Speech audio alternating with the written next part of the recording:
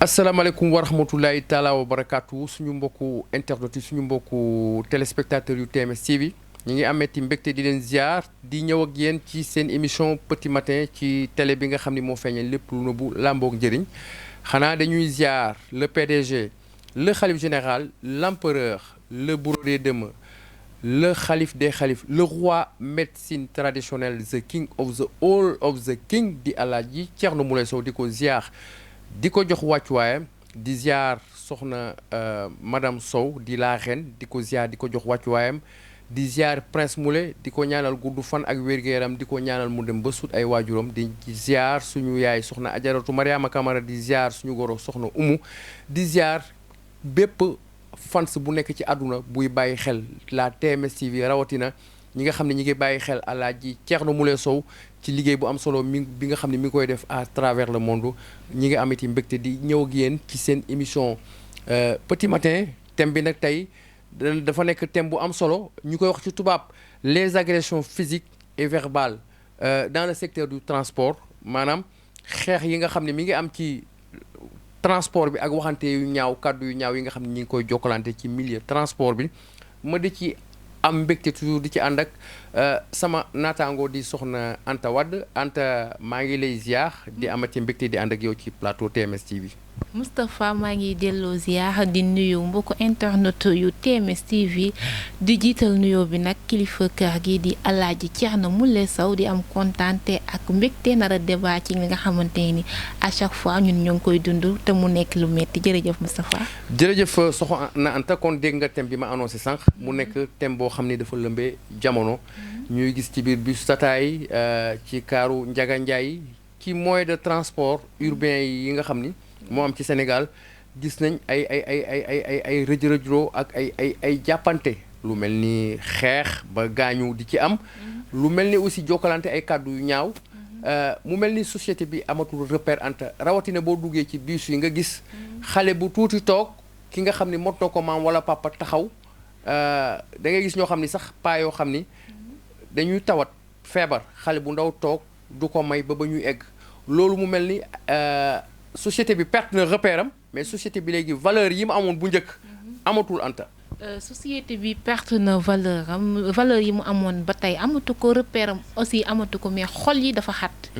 kenn mënul yóbbaale sa morom lu toll ne taf lu tuuti rek mënu koo yóbbaale sa morom. parce que je peux pas comprendre nga nekk ci bus nga xamante ni y a des centaines de personnes nit ki gaañ la nga ne ko loo may gaañee tayu ko. yow bu fekkee ne muñalante am na yar bi tamit baax na je pense que dinañ mën a tolérer yenn yi parce que am na loo xamante ni àdduna jaxu ko moom Abdou Aziz Sy Dabakh Malick dafa daan wax tàppe leen xol yi tàppe xol yooyu noonu foo ko mën a dundee ci nit ak foo mën a nekk rafetal tàppe sa xol je pense que ni am na yenn yoo xamante ni du fa war a mën a am te teg ci waajur yi wax nañu yar seen doom yar njaboot gi bu ëllëg ku ñu mën a fekk ak lu mu mën a def dinañ ko mën a supporter ndax yar moom mooy lépp yar moo ëmb àdduna nit bu amee yar fu mu dem rek dina fa wane yaran ak teggin ba yu ñàkk fayda yooyu wala di xeex wala di jokkalante yu baat dina ko moytu bu baax Moustapha. macha allah kàddu yi am na solo muy éducation ci tubaab mooy yar bi damay fàttali ci ay jamono ñun suñu temps kër gi daf ñu daan yar mbedd mi yar ñu école bi yar ñu dañu daan génn ci mbedd mi am problème suñu biir ñun étant xale étant jeune mais da ngay gis koo xam ni suñu xaritu papa la wala suñu dëkkandoo la mais dañuy jël corriger ñu ba ñu normal dem ba ci dóor sax bu ñu dóoree bu ñu demee suñu kër suñu papa yi tegalaat ñu ci yeneen ay dóor dañu daan dem ba nga xam ñun ñi ñuy jàngal école suñu maître yi bu ñu dajeek ñoom ci mbedd de loin bu ñu leen séenee dañuy dem làqatu donc dañu gis ni société bi léegi valeur yooyu dafa dëñ ça veut dire que éducation amul éducation su amul nag defe naa ni soxna Anta ki ñi njëkk a indexé part de responsabilité bi mooy parents yi donte les responsabilités sont partagées kon dañu jàpp que ni société bi ñu nekk léegi Anta parents yi am nañ ci part de responsabilité parents yi léegi amatuñu temps yar da ngay gis boroom kër goo xam ni rawatina ci ku góor mën na toog une semaine du gis ay doomam du xam ay doomam lan la ñu yendoo du xam ay doomam bu ñu demee école ba ñëw parce que dañuy xëy fajar 6 heures du matin dem liggéeyi ba minuit te bu ñu ñëw fekk seen doom yi ñu ngi nelaw te balaa xale yeewu fajar ñu jugaat 5 heures du matin sangu taal seen oto génn dem liggéey presque weekend ba weekend la ñu gis seen ay doom. donc parents yi am nañ ci part de responsabilité parce que amatuñu temps pour yar seeni doom. amatuñu temps également pour yar seeni doom. mooy da nga daan gis bu njëkk da daan am lu ñuy wax ëtt maanaam cour. ñu ci daan teg bool. ab njàngale la. comme Alaaji Thierno Moule Sow ci liggéeyam nu muy njàngalee askan bi ci nan la ñuy fajee mais également ci colin gis nga sëriñ bi buy solu dafay jàngal yeneen sëriñ yi xamal leen que ni la amoon bu njëkk ak léegi du benn parce que sëriñ nekkul ni da nga war a sol ay yére yu xotteeku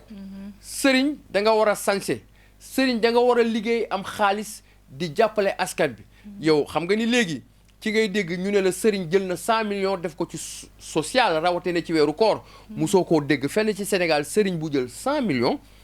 def ko ci social jënd ay ceeb ak diwlin loolu def naa ci Thierno Moule Sow lañ ko gisee musoo gis également rare sëriñ bi nga xam ni tey muy gàmmu muy yenn événement religieux yi ku mel ni Alaaji Thierno Moule Sow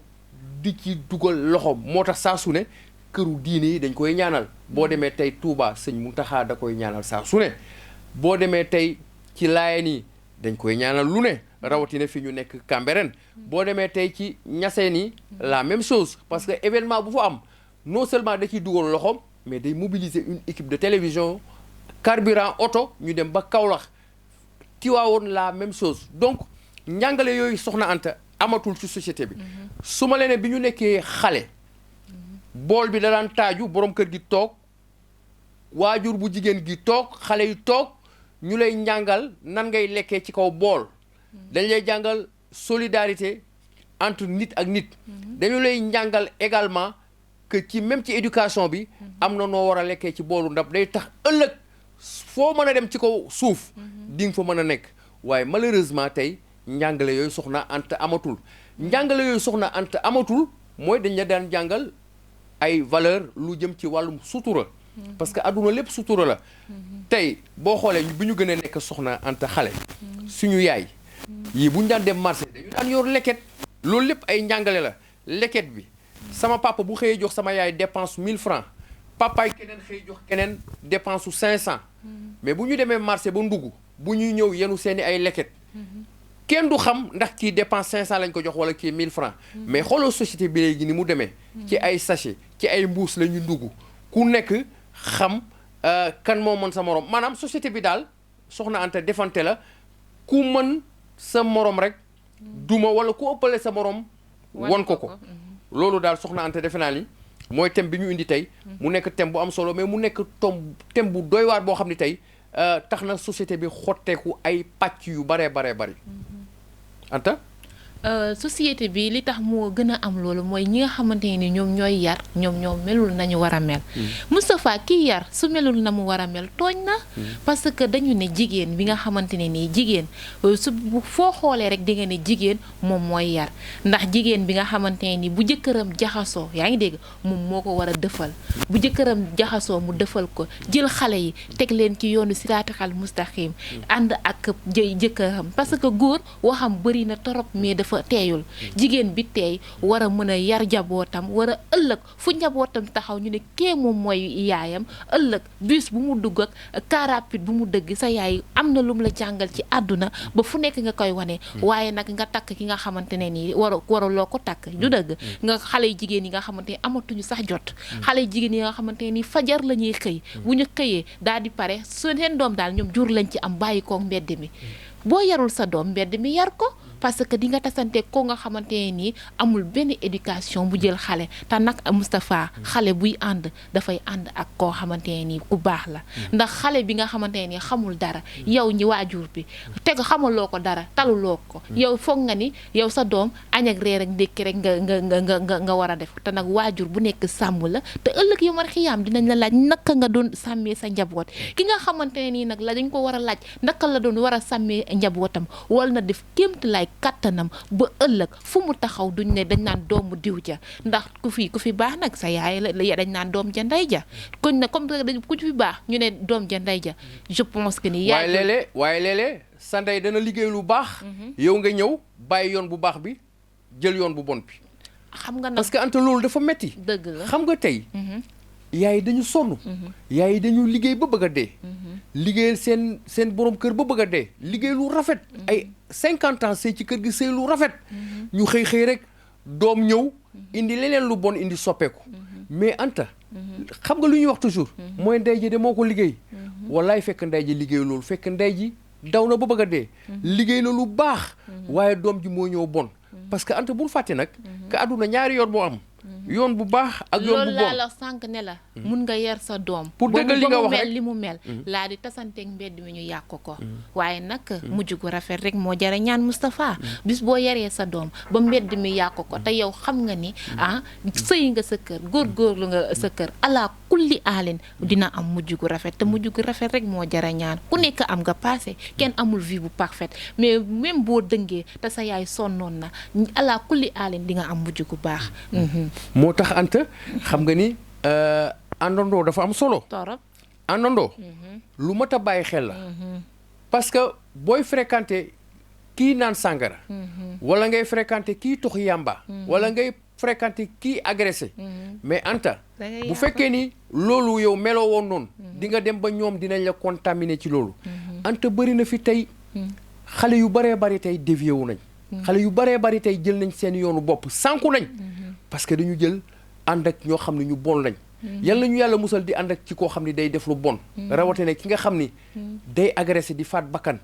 guddi yor armam di kar ay nit di nangu li ñu yor te boo bañee ñu jam la nga faatu xam nga ni ñu mel noonu Anta booy ànd ak ñoom bu yàggee ñu contaminé la dëgg la ba da ngay dugg ci seen camp ñoom nga sànku ba faw te kat réew mu mel ni Sénégal defe naa ni mérité wu loolu réew mu Cheikh Ahmadou Bamba Khadim Rasoul réew mu Maam Alaaji Malick réew mu Baye Laay réew mu Cheikh al Islam ñooñu tey defe naa ni am na ŋànk bu ñu ŋànk réew mi maanaam am na lu ñu liggéeyal suñu borom ba tax Anta la sëñ Fallou waxoon rek réew mi moom képp ku ko bëgg a sooxeel rek Anta yow yaay soox dëgg la moo tax ma ñëwaat encore ci thème bi sànq xam nga maa ngi lay wax agression physique ak verbale yi ñuy gis ci secteur du transport mais Anta apprenti yi aussi bokk na ci lu bare bari lii causé loolu parce que xam nga sànq ñi ngi wax problème yaa ngi wax problème éducation bu nekk lu am solo léeg-léeg aussi nga gis ay apprentis yu doy waar yu nekk ci biir secteur du transport saaga indiscipliné seen moromu yaay bu wax ñu saaga la seen moromu papa bu wax ñu saaga la seen moromu papa bu wax ñu daal di lay jànni donc yooyu ay comportement yoo xam ni la ba ci chauffeur si am na ci chauffeur yoo xam ni loo wax ci circulation bi ñu saaga wala ñu sànni la loxo loolu rek yar bi la ba loolu rek defe naa ni looloo tax ma ne la c'est man ñi nga important. xamante ne nii ñiy yar suñu melul nañu war a mel kon ndaw yi na dana ñuy def parce que magum jëmm nekk chauffeur muskallaf di tawal sa oto taxaw dagg saaga nday jël sa loxo sànni ko et pourtant am nga njaboot sa biir kër kuy comporté woo noonu kon doomam ndaw raw xam nga ndey ak baay dafa foor ci doom gis nga booy tànn da nga gis nga ni ñuy tànnee jabar noonu la ñu war a tànnee jëkkër dëgg la ni ñuy tànnee jabar noonu la ñu war a tànnee kii mooy sama jëkkër xam nga jëkkër boo koy tànn xam nga doone kii mën na mais da ngay xool ndagam kii sa nawle la nawle nag mooy ko ànd ak yar ànd ak teggin ba ëllëg dina la daal di wan yoon bi nga xamante ne ni sa njaboot dina ko mën a ànd nga jur njaboot yoo xamante ne ni fu ñu taxaw dinañ ne kii doomu diw la Moustapha dëgg la ba ci Anta gis nga fan yi la ñu génn ndeysaan ba léegi bu ñu ñëwee ci secteur même du transport am na fi choc bu am fan yële mu am presque lu mot 12 personnes lu mot fukki nit ak ñaar yu faatu ci accident bi xam nga loolu léeg-léeg oto bi day am défaut mais léeg-léeg comportement chauffeur yi la chauffeur yi léeg-léeg Anta dañuy am comportement bu irresponsable yow naka nga mën a yoree oto ngay daw lu mot par exemple 120 140 à l'heure ba pare ngay doubler troisième position nga koy doubler wala ngay ñëw ci virage di daw yenn xëli Anta loolu c'est irresponsable nga yor ñoo xam ni ay borom kër lañ nga yor ay ñoo xam ni ay passagers yoo xam ni li reposé wu ci seen mbagg li ñuy xëy di dundal ci ay doomu aadama ñoo ñëpp Anta nga faat leen mais Anta bi ci gën a yéeme nag mooy jeunes yi nga xam ne gis nañ ne léegi ci secteur du transport nga xam ni balaa ñoo mën a dawal rek ñu taal seeni ay joint maanaam taal li nga xam ni yàmbaa la di ko tox ba pare yéeg ci oto bi war a jógee Dakar ba Kaolack wala jógee Dakar ba Tambacounda yow Anta ki nga xam ni tey dafay màndi lisidoo nekk ci kaw tali bi mais kooku pour nga def musiba dafay yomb Anta. dëgg la léeg-léeg sax nga gis ci ay chauffeurs yoo xam ni mais dañuy jël alcool muy sàngara bi naan ko ba pare nekk ci circulation bi di dawal nga yor ay passagers yu jëm ba Kédougou mais Anta kooku balaa ngaa dem mën nga faat ay bakkan yu bëree bëri. moo tax foofu Anta aussi war nañ aussi di ñaax suñu mbokku takk der yi. moo xam gendarme yi wala alkaati yi. ñuy gën a bàyyi xel ci ñooñu nga xam ni ils sont irresponsables. du ñu ay responsable Anta. xam nga responsable. aajowul ci âge. xam nga mën nga am 80 ans. te matuloo doo nekk responsable. mën nga gis xale bu am 20 ans. nekk responsable. parce que responsable pour man ci ay comportement la ci ay jikko la. mu nekk yoo xam ni vraiment. war nañ ci di gën a bàyyi xel. Anta Moustapha li ma gën a metti da ngay gis ñaari tata yoo xamante ni dañoo jiitle ki ci ginnaaw moo ngay daw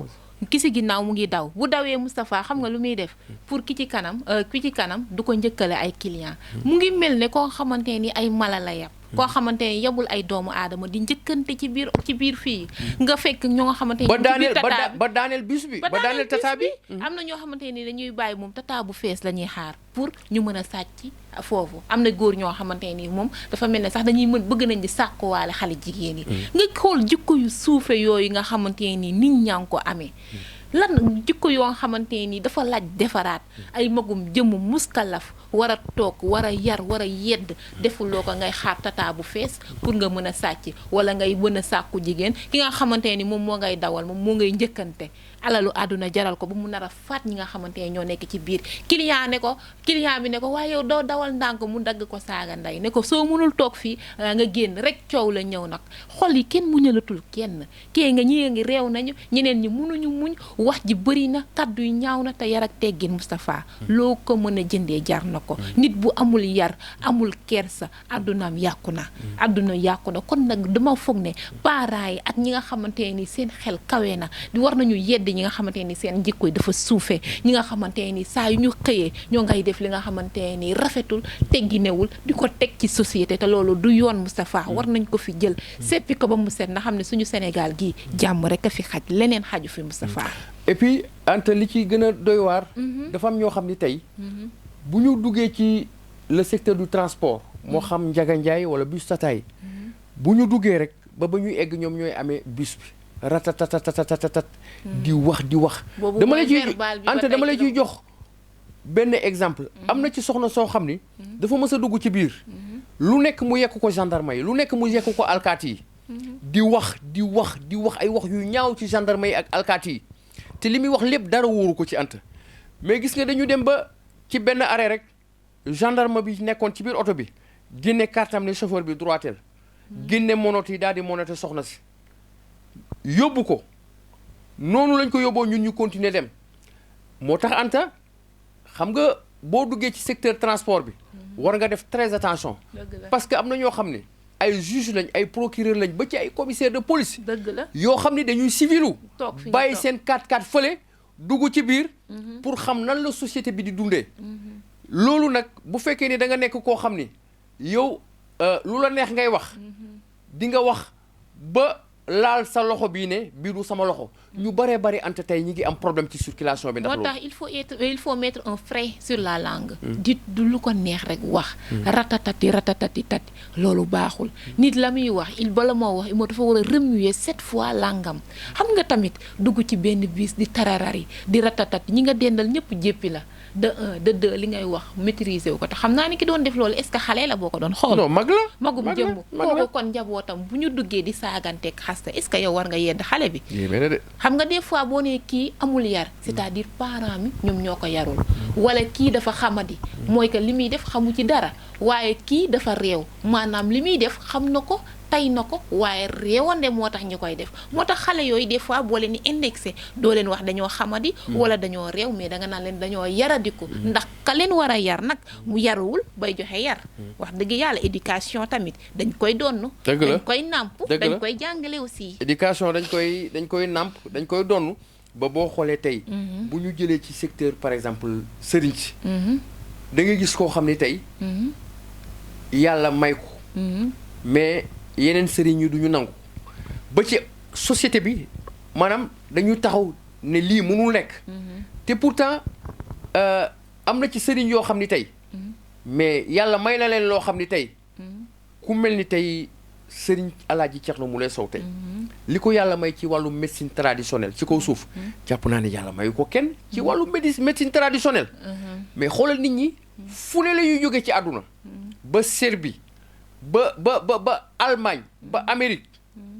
di ñëw di ko seetsi ba pare li ci gën a yéeme xoolal ñaata nit ñooy ñëw par jour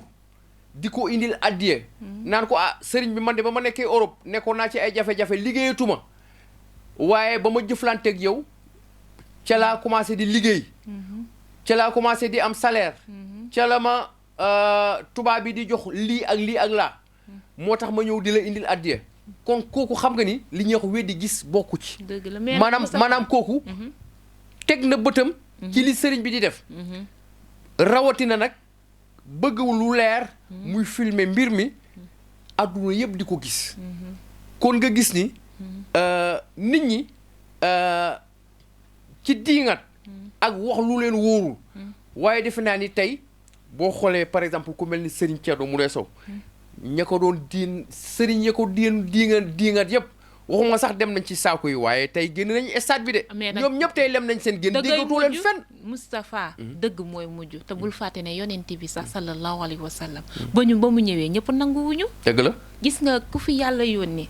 képp ku fi yàlla jox daraja par force di nga am ñoo xamante ne dañu opposé waaye nag dëgg mooy mujj ndax boo jëlee exemple yonent bi kañ la fi këj kañ la dem te ñi mujjee juddu ñoo ko gën a bëgg dëgg la bis boo nekkee ci yoon bu dëgg yoonu nekk ci yoonu siraatal mustaqim allah kulli aalin yow yaay mujjee parce que yàlla nag nangoo wax dëgg yàlla bu la mayee allah kulli aalin li nga xamante ni mooy dëgg rek moom mooy mujj boo nekkee ci tamit di tappale di xeex nit ki te yàlla gis nga kuy moo tax booy ñaan yàlla da ngay ñaan yàlla sécurité ak aar parce que ku yàlla aar nga mucc waaye nag ku yàlla maanaam ku yàlla samp kenn mënu laa daaneel dëgg la ku yàlla suturaal kenn mënul ci yow dara waaye tamit ku yàlla aar it da ngay mucc te ki yàlla teg ci kaw it kenn mënu ci dara da ngay xeex waaye yàlla la gis nga bu fekkee yàlla daf la tegal gi ñiy ñëw di la yàq sax dafay gën a nekk ay avantage moo tax ànd ak yàlla nekk ci dëgg rek moo wóor Moustapha ànd ak yàlla nekk ci dëgg moo am solo parce que ki ñu doon tudd léegi muy Serigne Thierno Moule Sow xam nga moom léppam yàlla la ak yonent bi moo tax ci dëgg rek lay mujj ci dëgg rek lay mujj ku ko doon jéem suufeel wala nga koy xeexet yow yaay daanu wallaay gis nañ ñu bëree bëri tey waxuma la sax ci dem nañ ci saaku yi waaye génn nañ saaku yi ba génn ci stade bi dëgg la kenn déggatu leen tey kon nga xam ni dëgg rek mooy mujj kon defe naa ni Anta mu mel ni li nga xam ni moo des ci ay simili bëreetul mu nekkoon nag vraiment thème bu am solo boo xam ni moom lañ indiloo woon tey suñu internet yi ak suñu mbokku téléspectateurs yi ma amoon ci vraiment mbégte bokk ak yow plateau bi Anta ñu nag waxtaanee ponk yu bare rawatina nag ni nga xam ni noonu la askan bi war a taxawee ci société bi rawatina également xeex yi nga xam ni ak kàddu yu ñaaw yi nga xam ni ñi ngi koy jubal ci société bi rawatina ci secteuru transport te xam nga lu tax ma tudd secteuru transport parce que dafa nekk foo xam ni ñëpp ñoo fay daje te fu ñëpp di daje nit ki war na mën a def attention parce que sëriñ bi ma nga fa procureur bi ma nga fa gendarme bi ma nga fa alkaati ba nga fa ba ci am na ñoo xam ni sax tey am na kàddu gu ñaaw boo fay yëkkati ñu am saar bu ñu tari rek ci saase boo moytuwul sa gémmiñ gi day mooy moo tax nit ñi loolu lu am importance la moo tax li nga wax sànq muy éducation yaru dans la vie il y a une conduite à tenir dafa am solo ci tubaab loolu dafa am solo kon soxna Anta vraiment amoon nañ mbégte ak suñu mbokku internautes yi ak suñu mbokku téléspectateurs yi ñu doon bàyyi xel xanaa kon Anta lu neex du doy ci li duuf yëpp xajul ci nag bi kon ñu daal di lay bàyyi rek nga jibal kàddu yu mujj avant ñuy tëj Moustapha di am kontaante bu mag nag ci invitation bi ak ci waxtaan wi nga xamante ni nee naa la root nañ ci macha allah am na loo xamante ni jàng nañ ci waaye nag di gërëm bu baax Serigne Fallou ak Ahmadou Bamba sama Serigne boobu di kontaante bu mag taf naam nag maa ngi yaakaar ne ak liñ fi waxtaan ak yëpp nit ñi dinañ gën a defaraat jikko yi defaraat xol yi àndandoo te bàyyi violence bi ñuy def li nga xamante ni moom mooy oto yi ndax oto ñëpp a fay daje amoon mbégte ak kontaante di leen sant mbokk internet yi di leen gërëm di leen jox dig dage ba beneen yoon. alors amoon nañ mbégte vraiment maak Anta comme ni nga ko waxee léegi ñu ngi vraiment gërëm Serigne Fallou ak Ahmadou Bamba ñoom ñaar ñoo nekkoon ci caméra bi xam nga ni nag ñoom kenn du leen gis waaye tey defe naa ni mbir mi bu mënee jëmmal am jëmm ba ngeen ñu mën a dégg ñoom la ñuy def nag liggéey bu am solo kon ñu ngi leen di féliciter di leen jaajëfal bu baax a baax alors nii rek lay demee saa su ne ci TMS TV ak seen émission Petit Matin amoon nañ mbégte indiloon leen ay ponk yu am solo xanaa di profité ci occasion bi di ziaraat ki nga xam ni moo waral lii lépp muy le khalife général di le roi médecine traditionnelle du monde the king of the king di Alaaji Thierno Moule Sow nekk l'empereur nekk le bourreau des dëmm di wax ni nag kenn du moom Alaaji Thierno Moule Sow kon amoon nañ mbégte suñu mbokku internet suñu mbokku téléspectateurs yi li leen di dig daje ci yeneen i ay waxtaan jërë ngeen jëf